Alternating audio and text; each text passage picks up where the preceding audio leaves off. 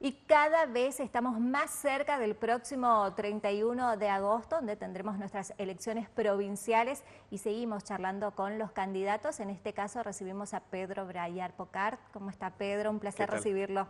Gracias, gusto.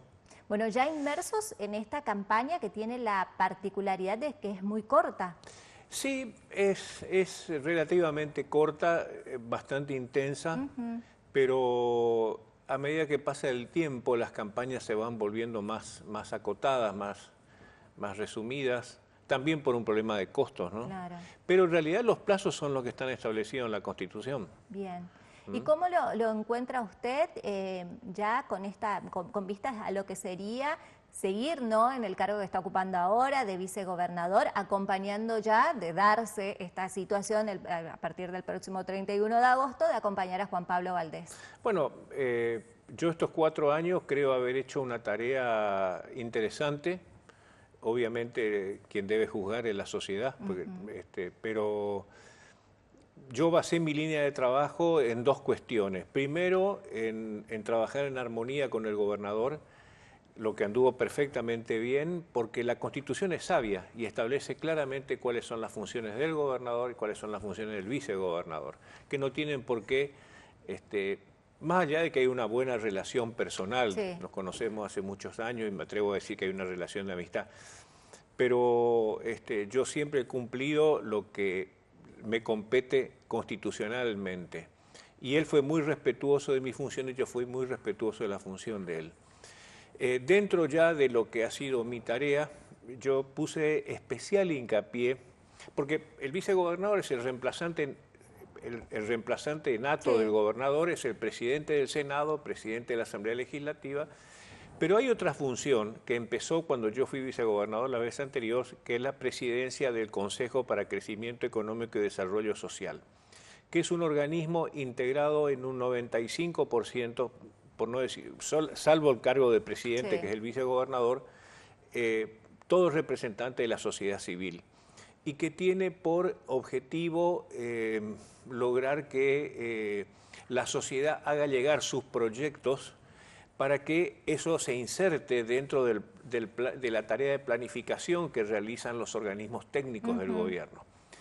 Así se hizo en su momento la meta Corrientes 2023, es decir, objetivos de gobierno con fecha 2023, y ahora, hace 2 años más o menos, firmamos con el gobernador y con toda la sociedad civil las metas Corrientes 2030. Es decir, se establecen objetivos de desarrollo a corto, mediano y largo Claro. plazo, de modo tal que lo que se busca es que gobierne quien gobierne, la provincia siga en un proceso de avance y de desarrollo con metas que se vayan cumpliendo. Eso me permitió a mí tener una tarea que me gusta mucho, que es una integración permanente con todos los sectores de la sociedad. Y además yo puse especial hincapié en este aspecto, en colaborar. Yo he firmado más de 60 convenios con entidades de bien público a las que le prestamos algún tipo de Sí. asistencia, fundaciones, asociaciones civiles, cooperadoras, colegios, a los que le tratamos de prestar colaboración. Le puse también mucho impulso a lo que es emprendedurismo. El gobierno tiene un programa de emprendedurismo que es Sí. muy bueno, con el apoyo del Banco de Corrientes. Nosotros tenemos uno mucho más modesto, pero que también anda muy bien. Y hemos ayudado, asesorado, colaborado con más de 1000 emprendedores. ¿Por qué? El emprendedor es alguien que intenta salir adelante a través de su propia creación. Esto se potenció mucho en la época de pandemia, porque el aislamiento hizo que mucha gente tuviera que agudizar el ingenio y empezar a crear cosas porque la necesidad le forzaba. Y realmente nos hemos encontrado con cosas maravillosas. Yo he visitado muchísimos emprendimientos y me atrevo a decir que hoy hay varios ya que están en condiciones de competir internacionalmente Claro. por la calidad de productos que hacen. Esto se complementa con ese enorme programa que tiene el gobierno provincial, el Poder Ejecutivo. Pero es una tarea realmente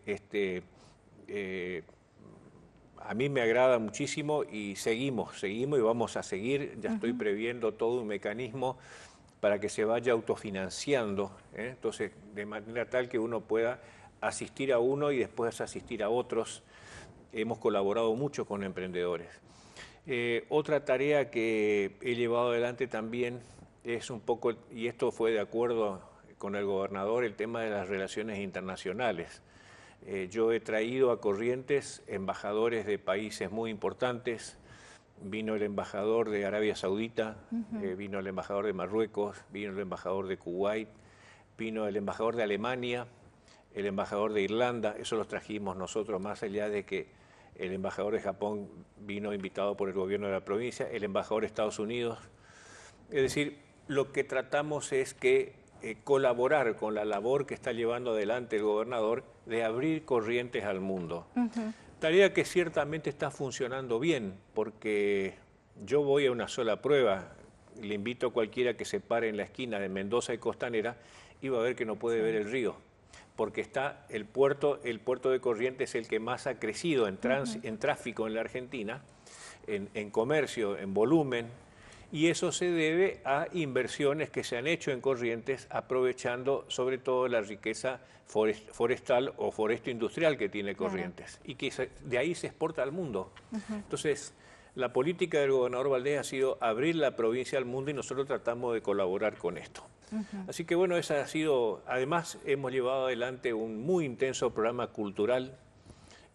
Todo esto arrancó cuando, siendo yo vicegobernador, creamos, primero empezamos con fue un programa, una idea de la señora Lita Figueroa, ya fallecida, que me dijo hay que aprovechar esta legislatura que tiene espacios hermosos. Y empezamos a invitar, primero empezamos con artistas consagrados y después con artistas nobles. Y después ya avanzamos con espectáculos culturales, se creó el coro, que es la Coral Corrientes de la Cámara de Senadores, que ya tiene un prestigio nacional. Después, con el tiempo, crearon la Orquesta Filarmónica Juvenil, el coro, el Ballet Folclórico Juvenil. Nosotros lo incorporamos al coro de niños cantores, los pomberitos cantores, que son chicos que cantan sobre todo música chamamé. Y después incorporamos ahora el capítulo de la lírica, es decir, con tenores y cantantes que sirven para llevar espectáculos de lírica cuando nos piden colaboraciones de escuela o de entidades, congresos científicos, cosas así.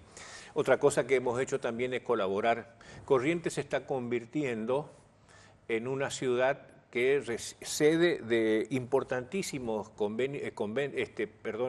conferencias o encuentros científicos, congresos científicos. Gracias a que tiene de golpe una instalación muy buena, como puede ser el centro de convenciones, y nosotros hay 2 o 3 lugares de muy buena calidad. Nosotros también colaboramos con eso. La labor la hacen ellos, nosotros apoyamos, siempre algún recurso se puede destinar. Es decir, todo lo que tenga que ver en la relación con la sociedad yo he tratado de llevar adelante y creo que lo hemos hecho bien. Totalmente. Pedro, en la política desde hace cuántos años, ¿cómo fueron esos primeros pasos de aquel joven, imagino, yo empecé, a mí me gustó la política de siempre, yo de que tenía 13 años. Yo empecé a trabajar a los 13 años en Buenos Aires, cuando todavía no había toda la legislación del trabajo de menores. Yo trabajaba de cadete en la Galería Internacional, que en Buenos Aires, que queda en Plaza 11, a media cuadra de la AMIA. Yo trabajaba primero, llevando cosas, después ya me dejaban vender, tenía 13 años. Y nunca dejé de trabajar en mi vida, nunca más. De ahí en más, siempre trabajé. ¿Era por inquieto, Pedro? Sí, y a mí me gustaba tener lo mío. Y nosotros somos un montón de hermanos, entonces la única forma, nosotros somos 8 hermanos. Después del segundo matrimonio de mi padre, 3 más, son 11 en total. Entonces 8 había que rebuscarse, había que amañarse. Totalmente. Pero a mí la política me apasionó desde que yo tenía 12, 13 años. Yo era un devorador de información, de estadísticas. Leía los diarios, me apasionaba escuchar los discursos presidenciales. Y bueno, y empecé a militar en el año 72, cuando muy jovencito, Sí. y hacíamos tarea básica, salía a pegar carteles, preparábamos las latas de engrudo y salíamos a pegar los afiches, esa era la labor nuestra. Cuando una de las transiciones democráticas en la Argentina en esa época salíamos del gobierno de facto que se llamaba la Revolución Argentina, que tuvo como presidente de facto a Onganía, Livingston y Lanuse. Venía el regreso de Perón, el peronismo había estado proscripto muchos años, ¿no es cierto? Bueno, ahí empecé. Bueno, después vino el golpe de Estado del 76, obviamente la política quedó totalmente anulada y volvemos activamente en el 83. Y ahí yo empiezo a tener algunas funciones, sobre todo yo arranco en el 87 como un joven subsecretario de Recursos Naturales, después fui subsecretario de Gobierno. Y bueno, y después, ya un poco más grande, fui convencional constituyente en la provincia, fui ministro de Salud, ministro de Seguridad. Y bueno, fui gobernador con algunos pormenores de aquella época que mucha gente debe recordar. Era una situación económica que se estaba dando en la Argentina y bueno, después empezó en Corrientes, pero después fue una crisis nacional como la que fue la de 2001. Sí. Así que bueno, pero con aciertos y errores siempre he estado tratando de poner a consideración de la gente mi trayectoria, mi trabajo y mi conducta. Y en ese sentido, ¿cuáles serían sus características si usted tuviera que definirse o cuáles cree usted que es ese fuerte que hace que siempre esté apuntalando, acompañando? Y bueno, yo creo que queda mal que a lo mejor que lo diga yo, pero uno tiene que explicar, porque a mí algunos me dicen, vos, acá hay dos cosas, hay dos mitos que yo quiero. Uno dice que los braileares están. No. Mi padre tuvo 11 hijos. De esa generación solamente yo entré en política, 1. Y 24 nietos. De los 24 nietos, 2 hay en política. Nada más. Entonces no es, todos los demás, tengo 3 hermanos médicos, tengo hermana arquitecta, hermanas que se dedican a las empresas, tengo hermanas biólogas, psicólogas. ¿Pero es consciente de esa crítica o de que siempre se va quizás a pasa ese que, aspecto, lo que ¿no? pasa es que en mi caso yo he estado en cargos que han sido de alto nivel de exposición. Muy relevante. Entonces, a veces uno está un año en un cargo y es como si estuviera 10 en un cargo de menos. Yo fui ministro de las 2 áreas más difíciles que tiene el gobierno. Yo fui ministro de Salud 4 años y fui ministro de Seguridad, que son las 2 áreas más difíciles porque no solamente atender el problema de todos los días, sino que hay que lidiar con el imprevisto. Y además son las tareas, como yo siempre le digo a la gente que hace carrera con eso, son las tareas que cuando todo anda bien no es noticia. Es noticia cuando algo sale mal. Totalmente. Pero bueno, entonces eso me ha hecho que yo no estuve tantos años. Claro. Sí estuve muy expuesto siempre. Yo me jugué siempre, pongo la cara, voy al frente. Y como les digo a más de uno, a mí, si me tienen que juzgar por algo, júguenme por mi patrimonio. Que yo lo puedo mostrar perfectamente bien, acorde con lo que he hecho y lo que tengo. Además, yo hice una carrera de vida. Yo elegí una carrera, es decir, y cuando uno elige una carrera como esta, esto es como cuando uno se mete en por lo menos como lo tomé yo, uno se mete en algo que es incompatible con otras cosas. Es decir, yo he tenido que trabajar de abogado, sí, muchos años porque estuve fuera de la función, pero en su momento pude ser empresario, tuve ofertas laborales interesantes y yo siempre supedité todo a mi carrera, que era la política. Fijo su objetivo, ¿no? Exactamente. Pedro, la única otra labor a la que me dediqué de lleno fue a la docencia universitaria.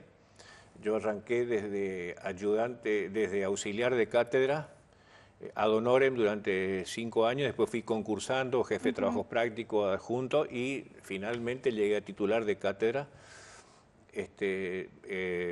Esa sí es una pasión que tengo y que la sigo dando gratis ya a esta altura porque ya cumplí el ciclo, entonces ya sigo yendo ad honorem. Claro. pero amo esa tarea y tengo la satisfacción de que mucha gente que fueron mis alumnos se recuerdan Con afecto. por lo menos con cosas objetivos que yo me fijé en su momento, y que me lo fijo siempre, que le digo a los alumnos cuando arrancamos el curso, que les quede la inquietud por investigar. Pedro, y en ese sentido estamos hablando, volvemos un poco a la política, lo que es la campaña y lo que vamos viendo también, un hombre con tanta experiencia como usted, bueno, acompañando ahora la campaña de Juan Pablo Valdés, un hombre joven si se quiere, y vamos viendo una política que fue cambiando de aquellos años en los que usted también militaba, quizás desde otro rol y demás.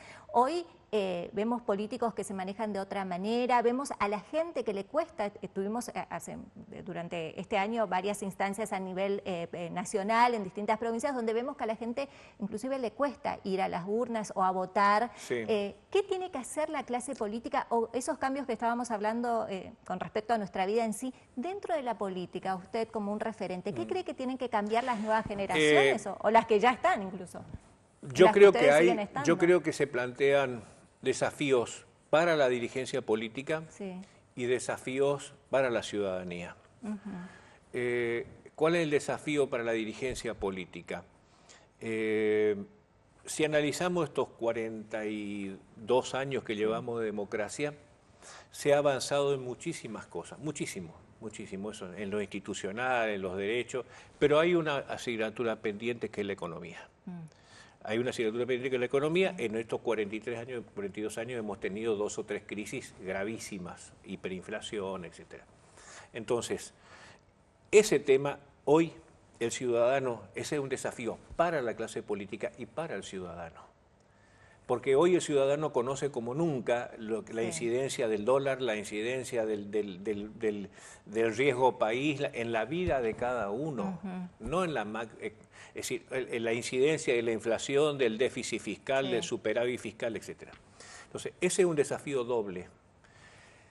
Para la clase política hay otro desafío. Yo he observado que en las elecciones que se llevan este año, porque se da la característica de que han habido varias elecciones legislativas, Santa Fe, Chaco, Jujuy, Ciudad de Buenos Aires, etc., en el lugar donde más se votó fue el 60%. Y algunos menos del 60%. Es cierto que en una elección legislativa, porque todas ya lo fueron, vota menos gente, pero yo nunca vi que vote tan bajo. Tan bajo, sí. Eso es una manera de expresar molestia, enojo, decepción. Entonces ahí está el desafío para nosotros de transmitir a la gente esperanza, de que la solución es, desde nuestro punto de vista, no ir a votar, sino votar por la opción que le parezca más conveniente, más adecuada. Pedro, a lo largo de la conversación varias veces lo escuché decir, porque estoy escribiendo, estuve leyendo, ¿qué cuestiones lo apasionan? Y bueno, yo leo mucho relacionado con la política, obviamente, porque es lo que estudio. Me gusta leer algo de ciencia también y me gusta leer novelas latinoamericanas. Y pero también me gusta leer un poco de ciencia. Me gusta por ahí leer un poco de física. En su momento estudié matemáticas. Trato de combinar un poco las cosas porque además está todo relacionado. Claro. Está todo relacionado. Si yo tengo que... A ver... una vez yo le escuché hace muchos años a un presidente, dijo: yo no sé nada de economía. No, yo le felicito por la sinceridad, pero un presidente no puede no saber nada de economía. Un político que está en una función no puede no saber nada de economía, porque los recursos son los que están, no lo que uno desea. Ojalá fueran infinitos los recursos. Entonces tiene que tener el conocimiento y la sabiduría necesaria para orientar, aplicar esos recursos que son limitados de la manera más eficiente posible. Y eso se hace solamente con conocimiento.